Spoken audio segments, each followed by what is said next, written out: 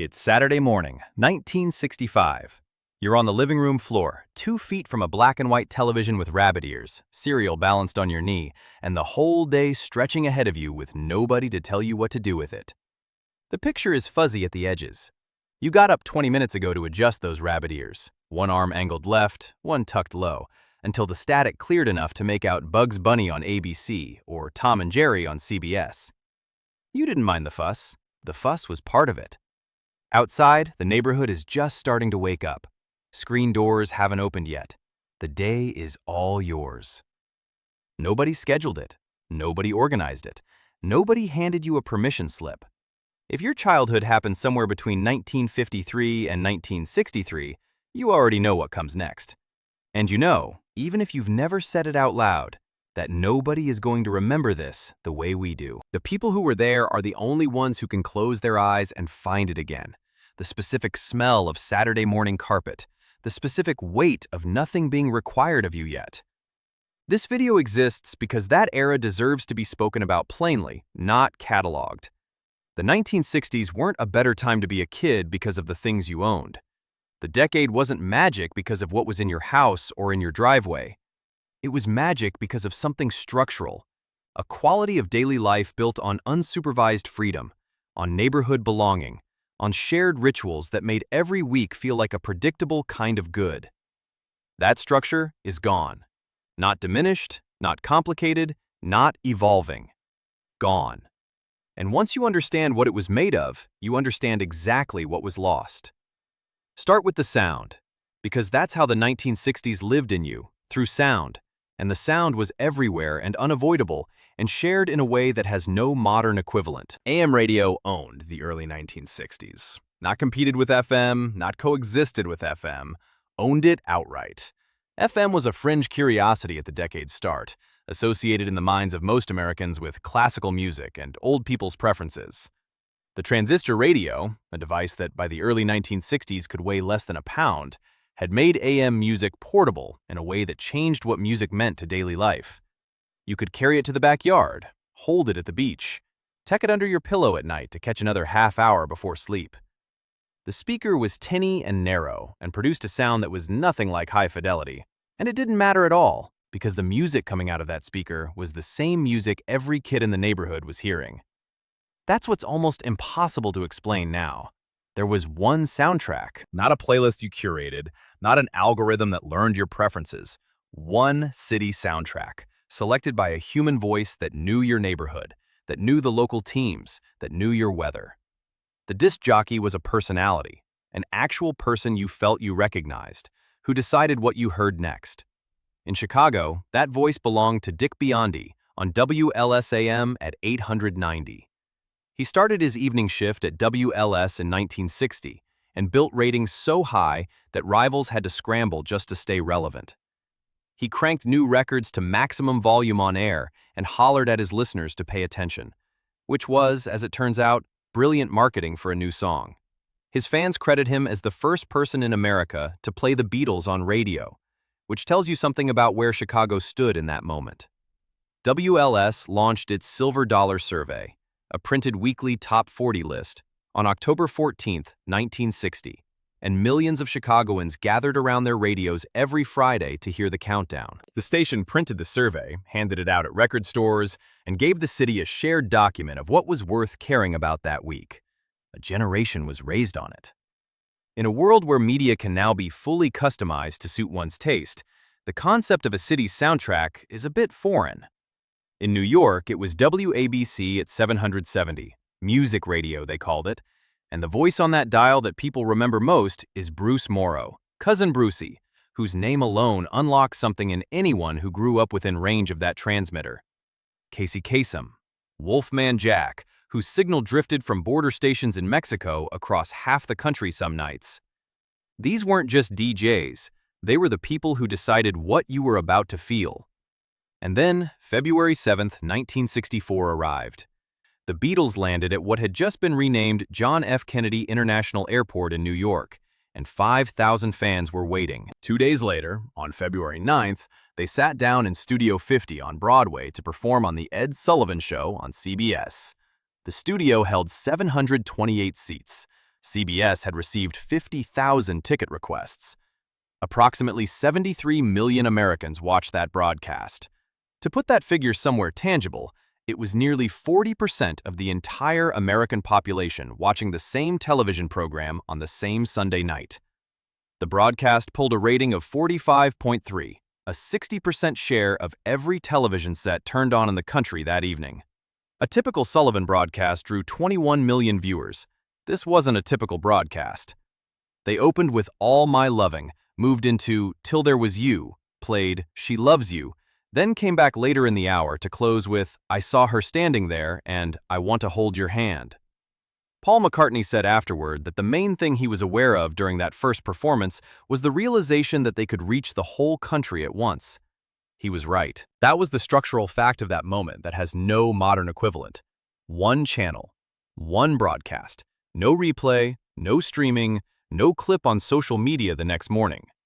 If you were 10 years old on February 9, 1964, and you were in front of a television set, you were in the same room with 73 million people. If you weren't in front of one, you heard about it at school on Monday, and the whole world had changed while you were somewhere else, and there was nothing to be done about that. Within 8 weeks of that appearance, the Beatles held the top 5 positions on the Billboard Hot 100 simultaneously. By April 4, 1964, they occupied spots 1 through 5, all at once, a record that has never been matched. But the Beatles were the event. The sound of the 1960s living room was something gentler and more constant, something that drifted from the hi-fi in the other room while the adults sat in their chairs after dinner, something you half-registered while you played on the floor nearby. That sound, more often than not in the mid-1960s, was Herb Alpert. Herb Alpert and the Tijuana Brass were active from 1962 to 1970. In that span, they released 14 albums. All but one charted in the United States. 5 reached number 1. 14 singles placed on the top 40. Their 1965 album, Whipped Cream and Other Delights, their 4th, became one of the most recognizable albums of the decade.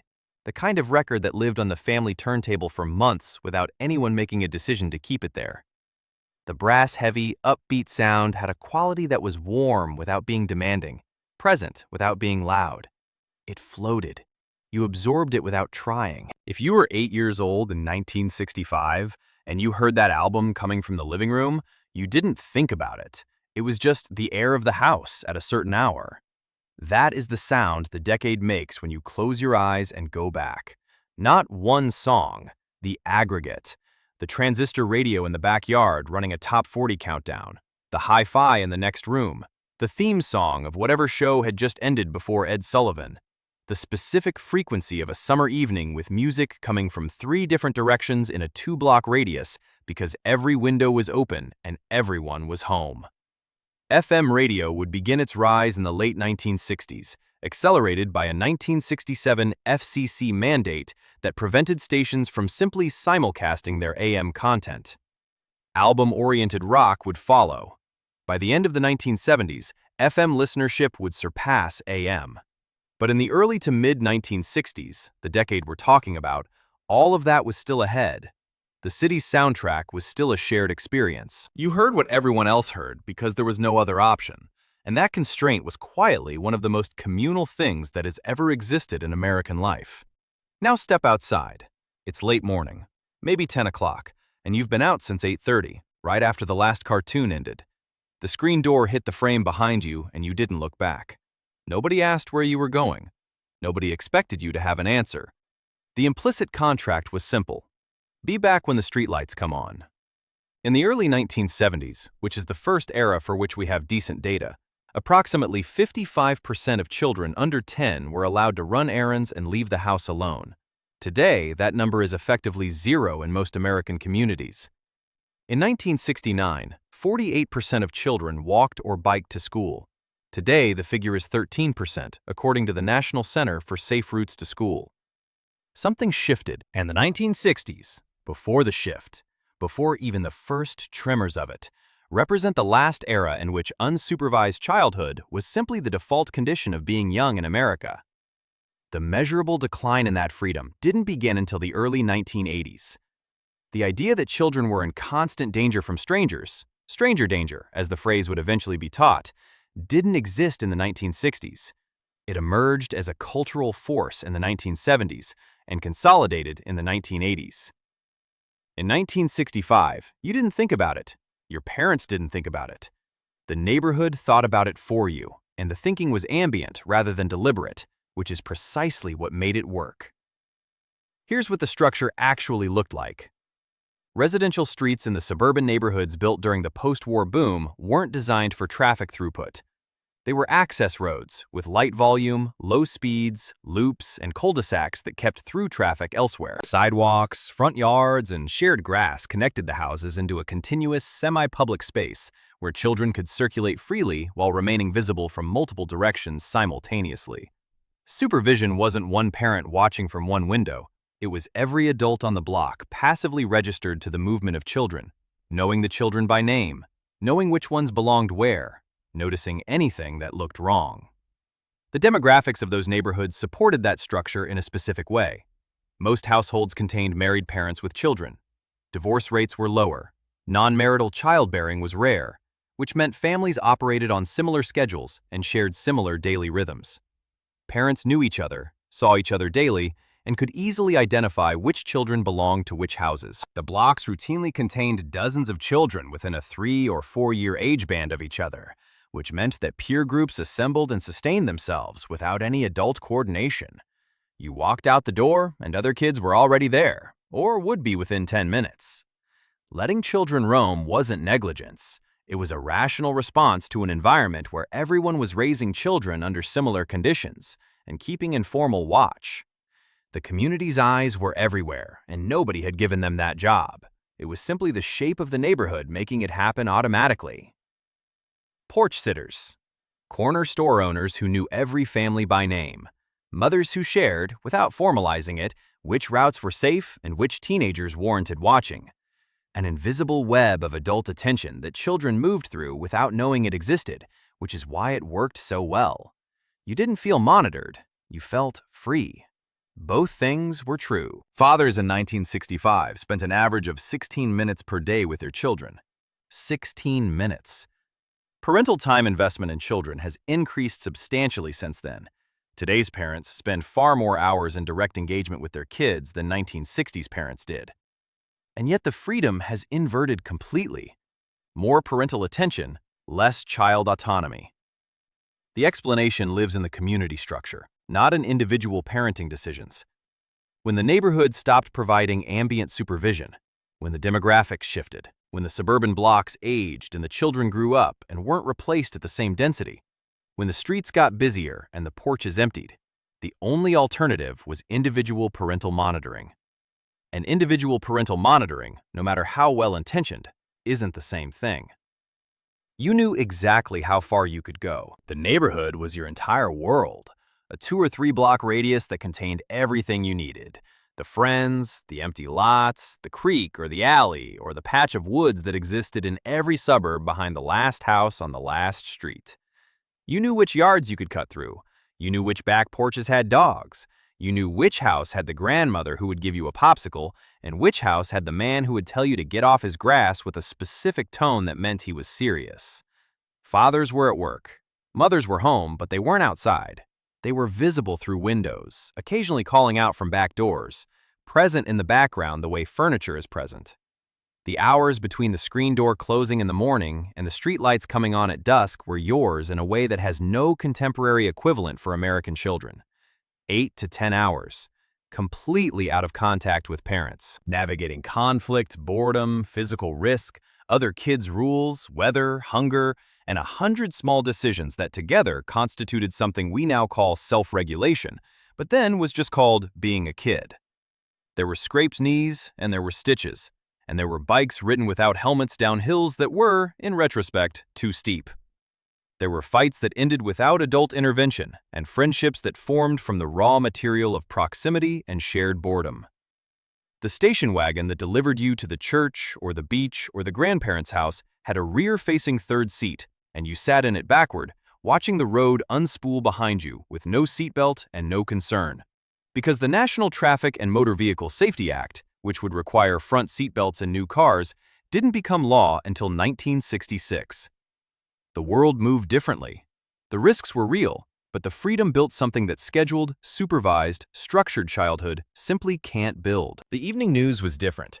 Walter Cronkite's 30-minute CBS Evening News had launched in its expanded form on September 2, 1963, and by 1965, it was the dominant broadcast in its time slot. When it came on, somewhere around 6:30, the adults in the house lowered their own voices to hear it. You registered that change in the room's atmosphere without understanding why. The specific blue-gray flicker of the television in the other room, the tone in Cronkite's voice that meant the war was somewhere in the distance, present but not yet consuming. That was 1965. You noticed it in the way children notice adult worry, as texture, not content. The war was there, and you knew it was there, and for a few more years it stayed on the other side of the evening news. But the daytime was yours, and the evenings had their own architecture, and that architecture was built from ritual. The Wizard of Oz aired on CBS every year. Its first television broadcast had been November 3, 1956.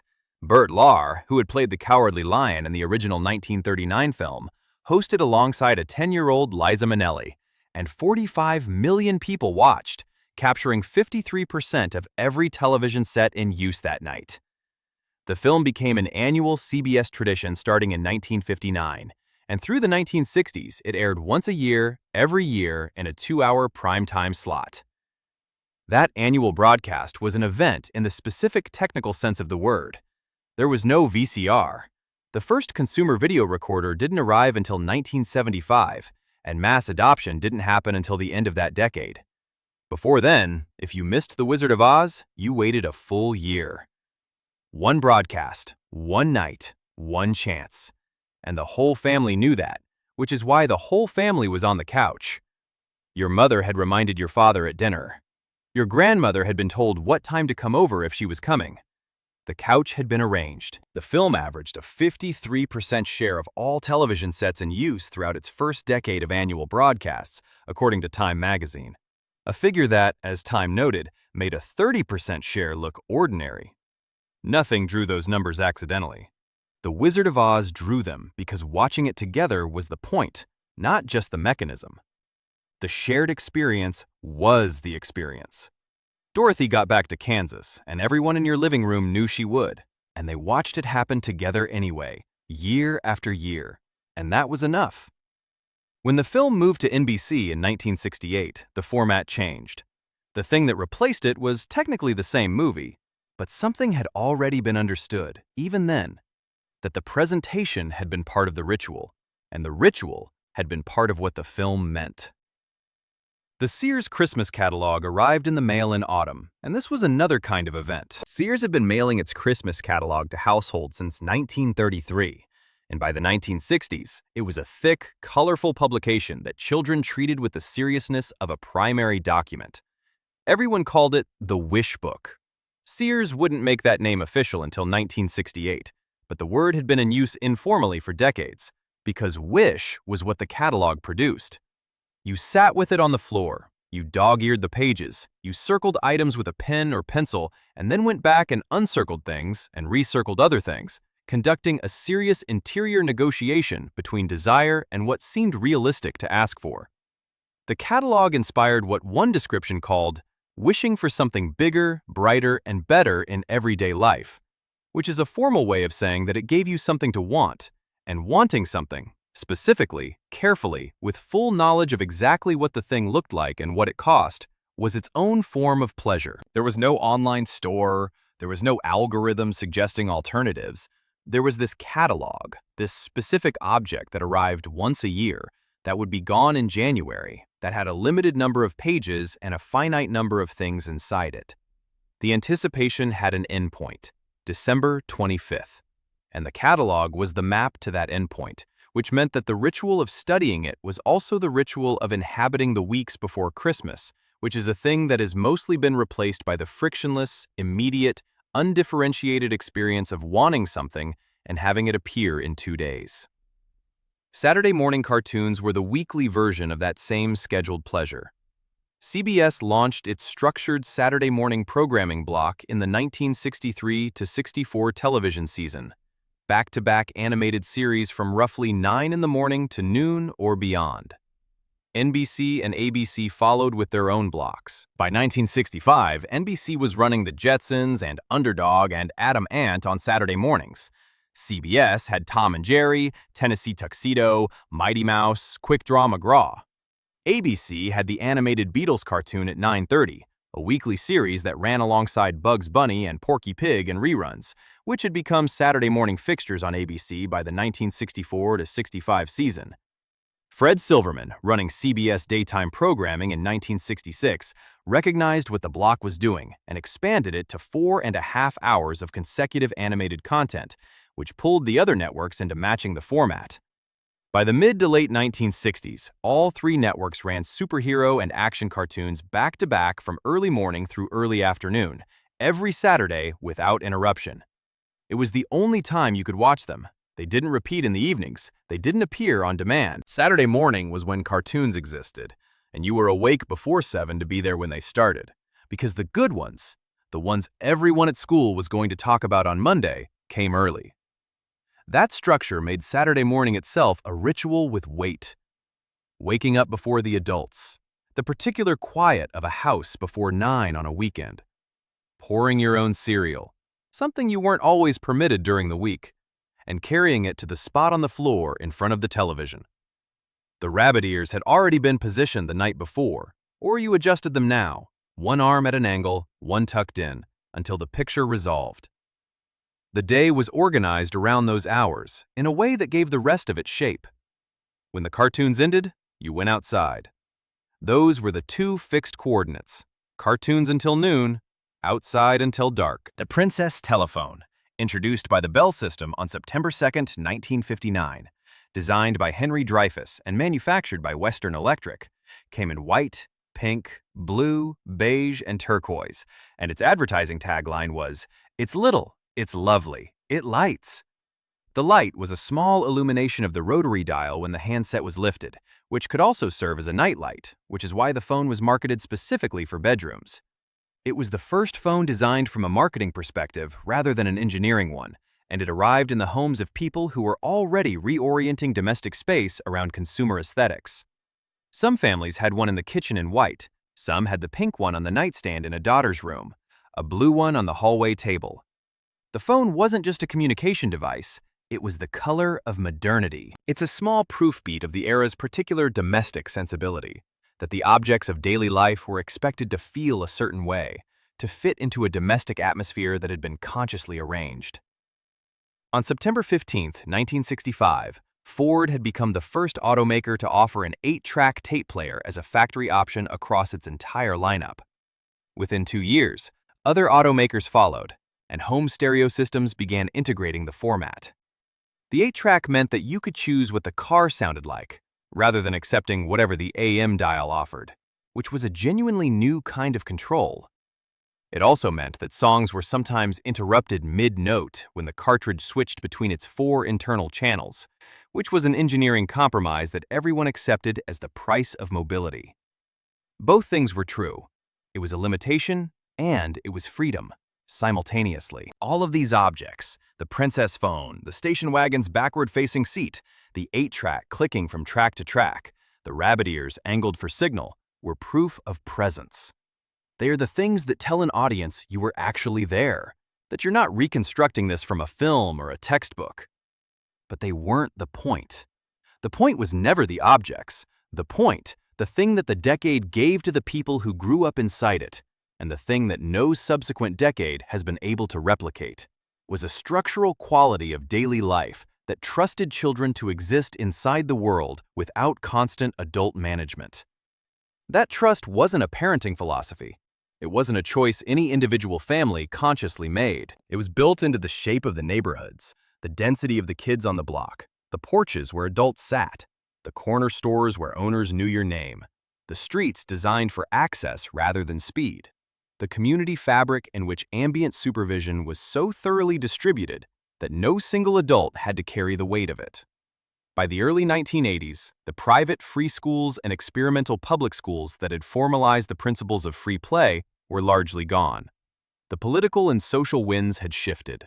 The concept of stranger danger, the idea that an unseen threat from outside the community was the primary danger to a child's safety, had been installed as common sense.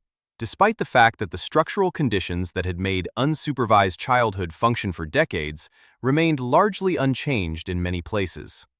The fear changed before the reality did. And once the fear changed, the freedom went with it. In 1969, 48% of children walked or biked to school. Today, 13% do. In the early 1970s, more than half of children under 10 left the house alone to run errands. Today, that behavior in many states will generate a call to Child Protective Services. The landscape didn't become categorically more dangerous. The community architecture that had once distributed supervision invisibly across a whole block simply stopped existing at the same density, and the individual parent was left holding a responsibility the entire neighborhood had once shared. Fathers today spend far more time directly engaged with their children than fathers in 1965 did. And children today have less independence, less time outside, less unsupervised contact with their peers than any previous generation of American children in the recorded data. More attention, less freedom. That is the paradox that the decade makes visible. The attention was always there in the 1960s. It was just distributed across a community rather than concentrated in two anxious parents. And the distribution is what made it feel like freedom rather than surveillance. So no, it wasn't the princess phone. It wasn't the banana seat bike, or the cereal box prize, or the Saturday morning lineup that made those years what they were. Those are the artifacts. The thing itself was this. A 10-year-old could walk 6 blocks to the corner store alone, and every adult on the route knew their name. The store owner knew their mother. The woman on the porch at the third house recognized them by their walk. The man raking leaves at the end of the block would have noticed if something was wrong, not because he was assigned to notice, but because the neighborhood produced noticing automatically, as a function of its shape. That is what we lost. Not the cartoon, not the catalog. Not the tinny speaker on the transistor radio playing Dick Biondi doing a bit about a pizza. We lost the structure that made those things possible. The childhood in which you were trusted to exist inside the world, in which the world itself was organized, without anyone deciding to organize it, to receive you. The Wizard of Oz still airs. The Christmas catalogs evolved into websites. The cartoons are available every hour of every day on demand. What's gone is the waiting, the annual broadcast you couldn't rewind, the catalog that came once and left in January, the cartoons that existed for 3 hours on Saturday and then were over. The waiting is what gave those things weight. And the waiting was only possible inside a childhood that had empty time in it.